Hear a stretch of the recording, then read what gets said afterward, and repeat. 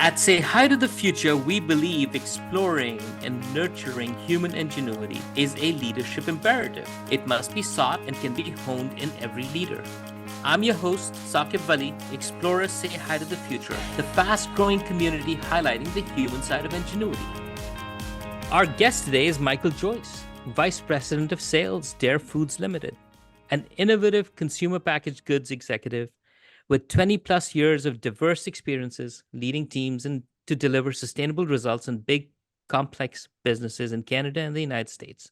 Michael's strengths are building indispensable partnerships, negotiation, and developing successful teams, while delivering results on sales, profits, and cash.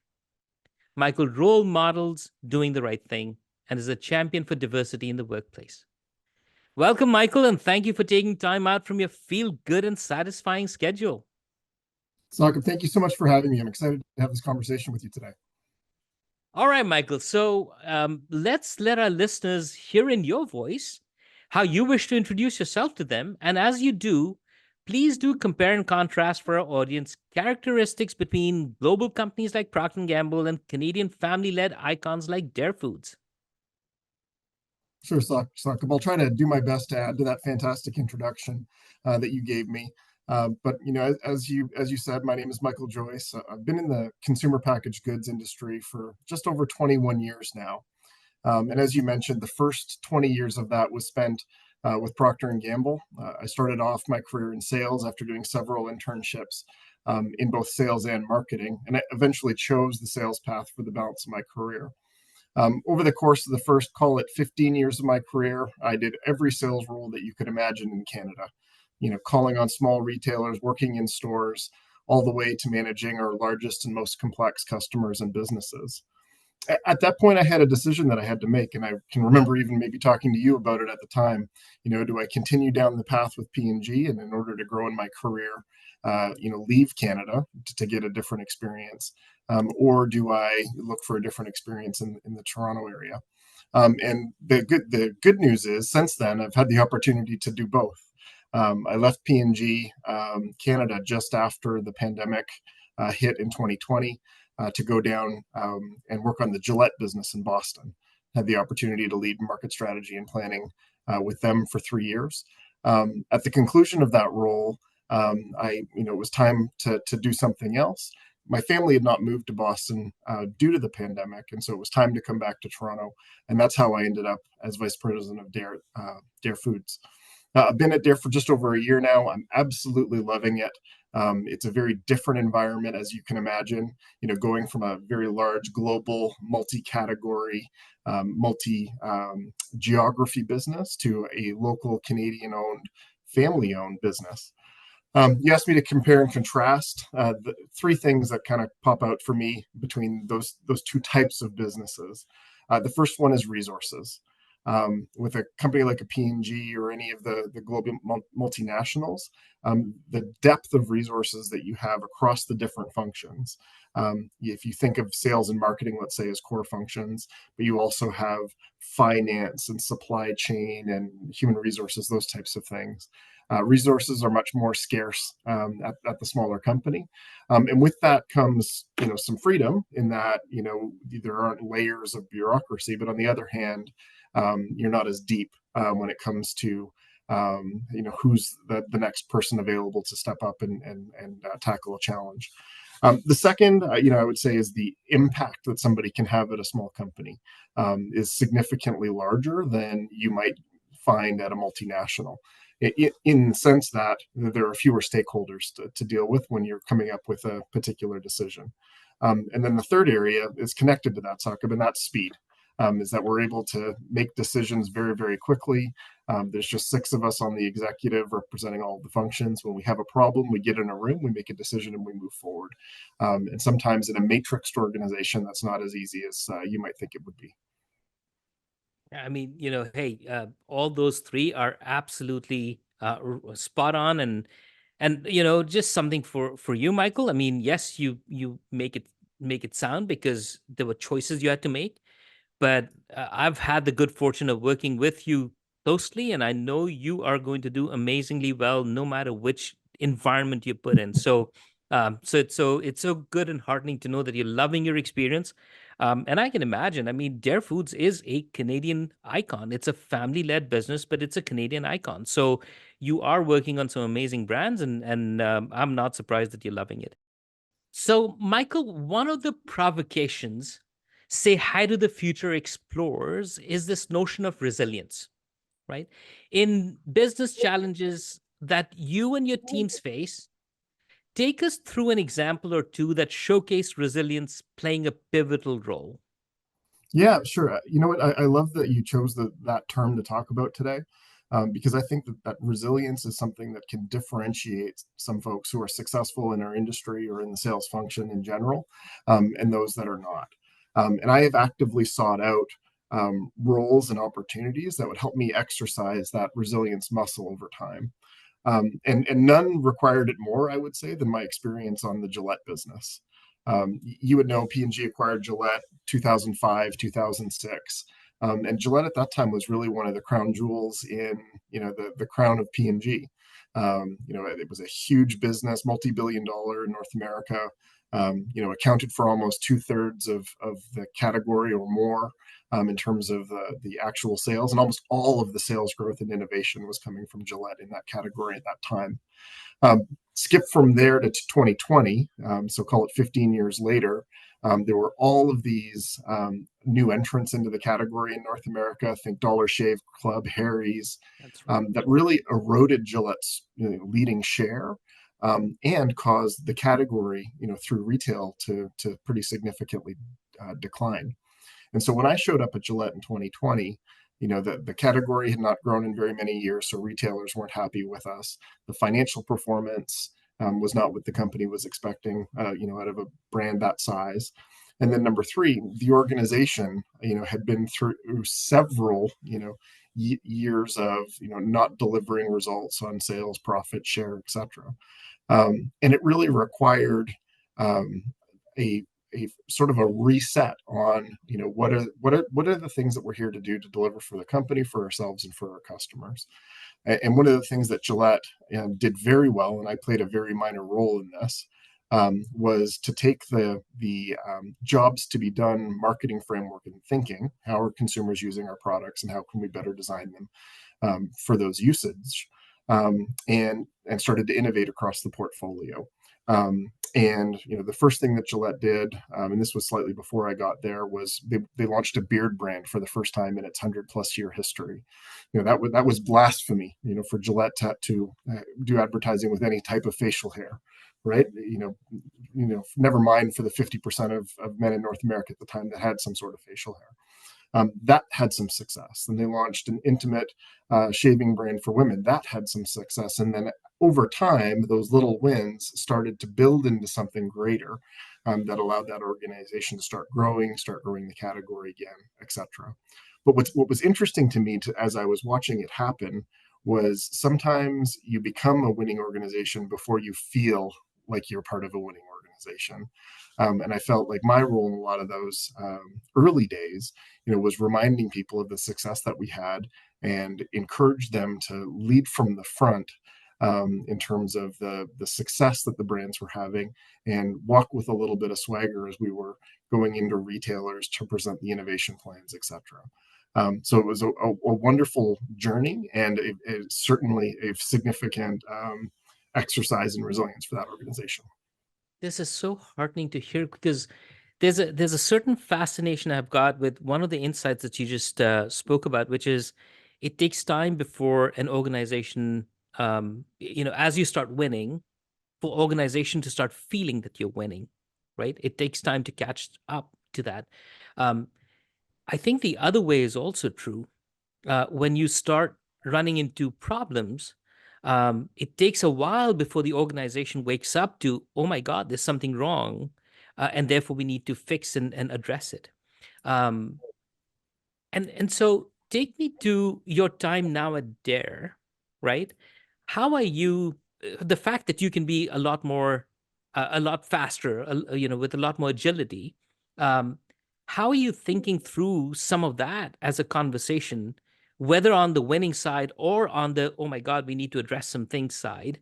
And how are you thinking about inculcating that within your organization? Yeah, it's a great question. I love the way that you asked it, because I hadn't realized until you were halfway through the question that joining Gillette is almost the opposite experience, or joining Dare, sorry, is almost the opposite experience from joining Gillette. The Dare business, the management team that's there have, over the last decade, more than doubled net sales, more than quadrupled the profitability of the business. And you wouldn't know it. It's a very humble organization, very salt of the earth, and modest organization, but one that's done, exceedingly well, over the past many years. To the point you talk about iconic brands. Of course, Dare has Bear Paws and Breton, as kind of the key anchors. But now I look around at our portfolio, and we have 8 priority businesses across the cookie, cracker, fine bread, candy, and deli businesses. And so you might think, as a new leader coming into an organization that has done so well, gosh, it's going to be really hard to get it to continue to grow. But everywhere I look, there's opportunity. We have whole brands that are not listed in retail sales channels in Canada. And so we have the opportunity to expand significantly. And part of that is reminding folks of the track record of success that we have developed over the past number of years, looking back on what were the things that we did that allowed us to be successful, but also this notion of what it took to get us here isn't necessarily what it takes to get us where we need to go, right?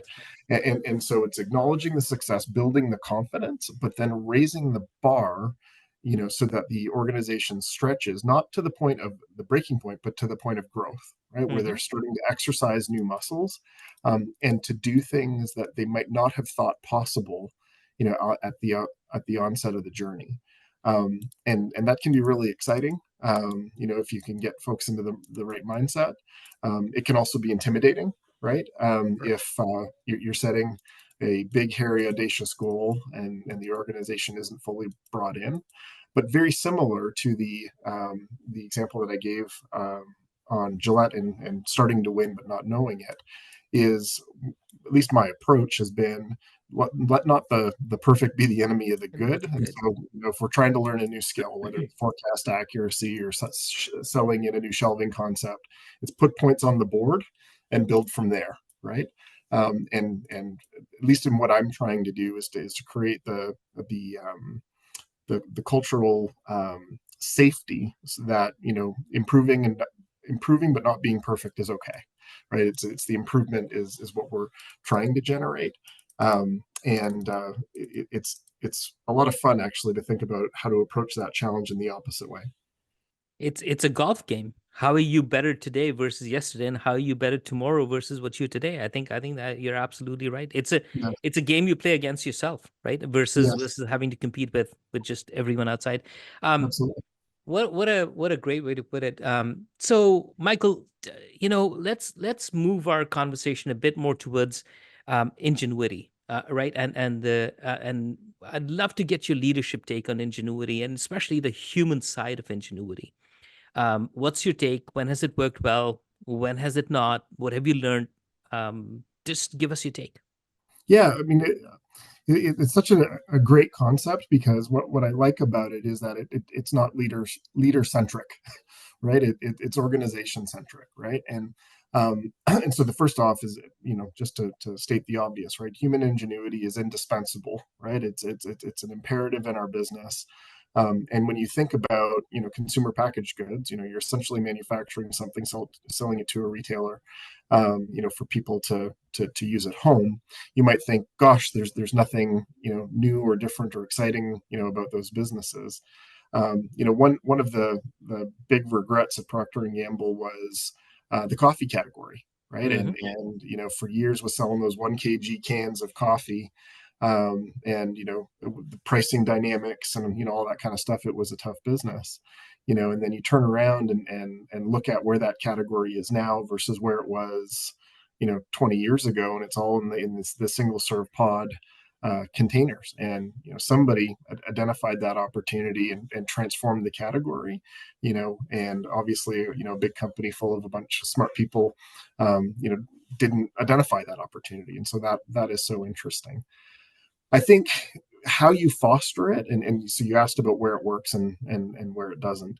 Um, so much of it is can be toned from the top. And so where I've seen, ingenuity flourish and positively impact businesses is when those that are closest to the business have the ability to ideate and the freedom to develop different solutions. And often when a leader stifles ingenuity by declaring what the answer is and decreeing that it be executed, you can often see those enterprises fail. And so the approach, and it's funny because I was sitting to someone in a meeting yesterday, and there was a conversation going, and her body language, she had her arms crossed, her legs crossed, she had turned to the side, and I just sort of whispered into her ear, listening with the willingness to be influenced, right, is an important skill, right? And many of us, if you've been successful as a manager, it's probably because you have good ideas, right, over time, and that you're right more often than you're wrong. That's different than believing I have all of the answers all of the time, right? And so I apologize if anybody's listening that reported to me earlier in my career. It was feedback that I got early, on listening with an influence with a desire to be influenced can be a differentiating skill for a manager and a huge enabler for an organization that's trying to be innovative, creative, and trying to invent new solutions to different problems. It's funny. We had last week Michael Graydon had come on, right? Yes. And he said something really. I mean, obviously he's so much more of a seasoned executive that you and I both have known for a very long time, and and Michael said, um, I never want to be the smartest guy in the room. Yes. I mean, actually, if I am the smartest guy in the room, then clearly I've made a mistake.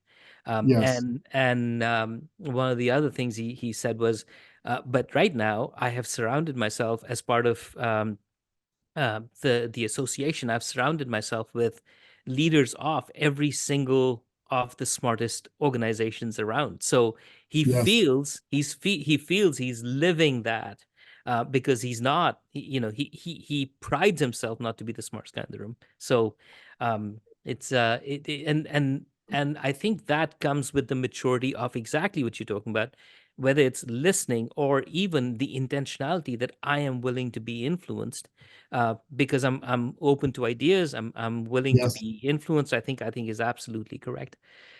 Michael, let's think about leadership in how you now think about leadership for the people who are coming behind you, right? So, what do you groom for, hire for, nurture, develop in people? Tell us what that looks like. Yeah, I think it's great, right?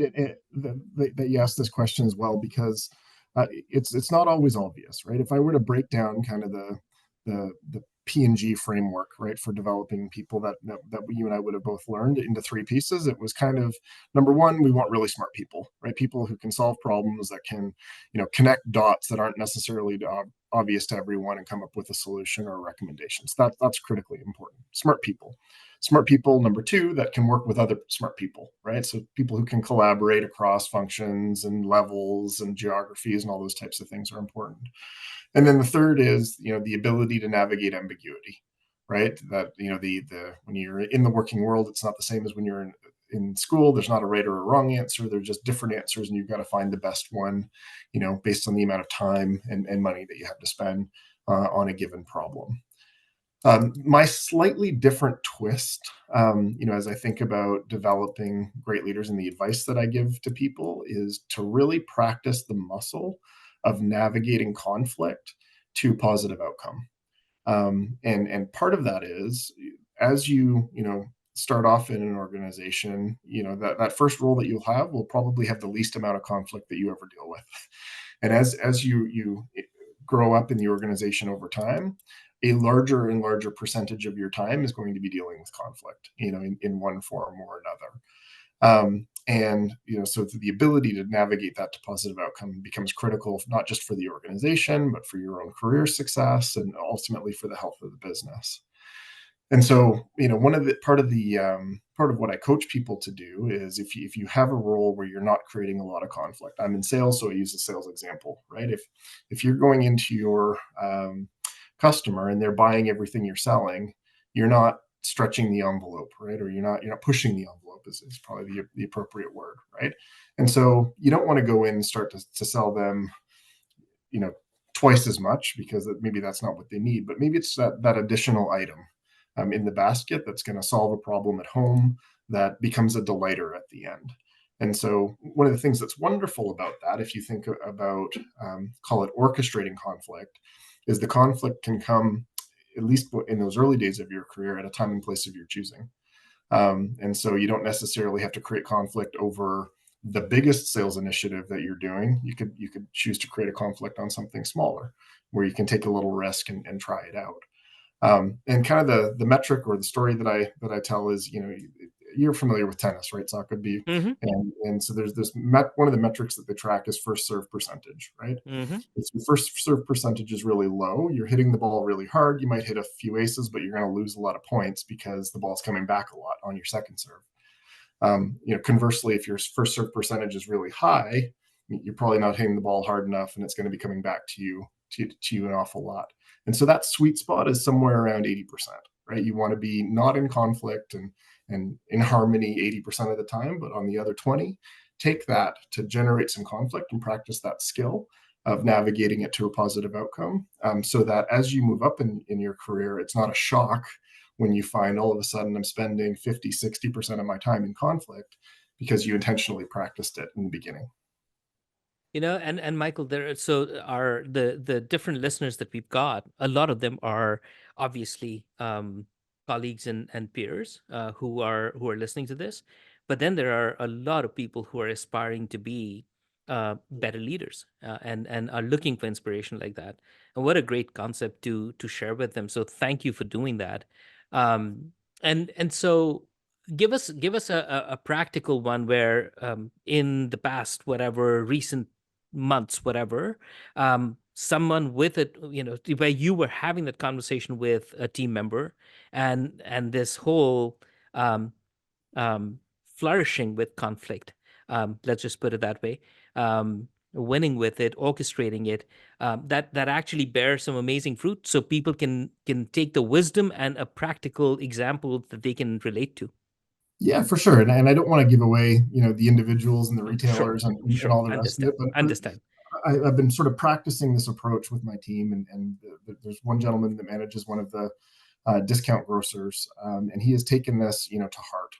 And retailers will often have a program that has some sort of investment that's required from the manufacturer behind it, and that delivers some amount of in-store support, let's say. And that in-store support could be, I'm going to take 100 of your display pallets. And so often, we cycle these programs year over year. And this gentleman had a great example of, knowing that, typically the investment is X and the in-store support, let's say it's 100 display pallets. He went in and asked for 150, and immediately got told, hey, we only take 100. And this created some conflict. And he was able to, in the end, he didn't get 150. That's the perfect, right? In the end, he got 120, and that's good, right? And not letting the perfect be the enemy of the good.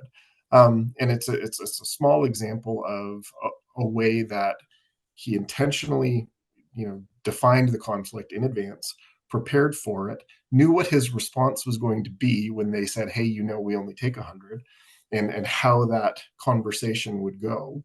And also, designed it in the retailer's interest in a way that allowed them to grow their category, drive sales, profitability, etc.